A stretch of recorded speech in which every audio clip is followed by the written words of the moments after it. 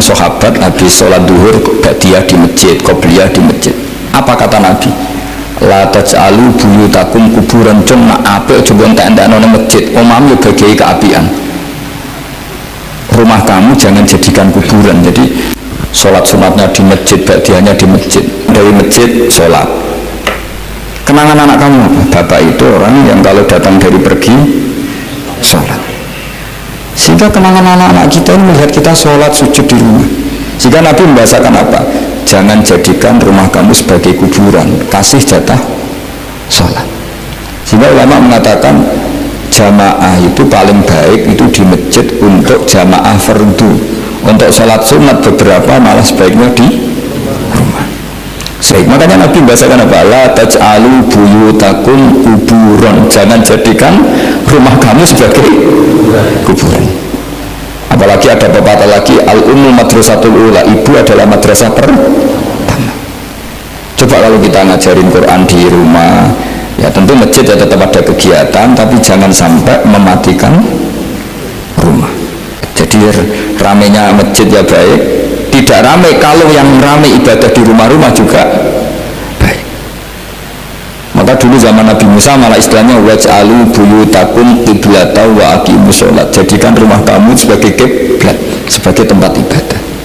Coba kenangannya Nabi kalau sholat malam itu di rumah apa di masjid?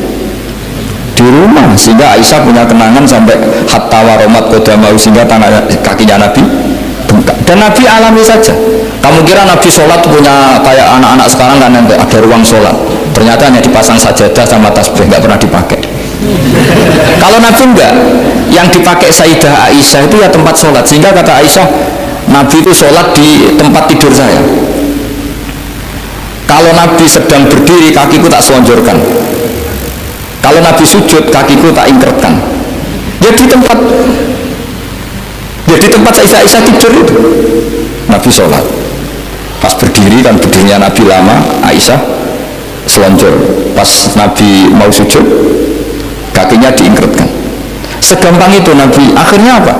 Kenangannya Aisyah sebagai istri itu doa-doa tahajud, doa-doa. Coba kalau Nabi tahajudnya di masjid, Sayyidah Aisyah tidak punya kenangan doa-doa apa?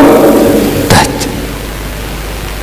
Sehingga kita harus mengikuti ngaji. Sehingga kalau nuruti teori ya, sholat itu ibadah. Sebaiknya kalau ibadah ya di tempat ibadah. Tidak seperti itu cara pandang. Kata Nabi, semua buminya Allah adalah saksi kita ketika ketemu Allah. Semakin saksi itu banyak, maka semakin baik. Maka kalau sholat sunat, kesunatannya itu pindah-pindah tempat.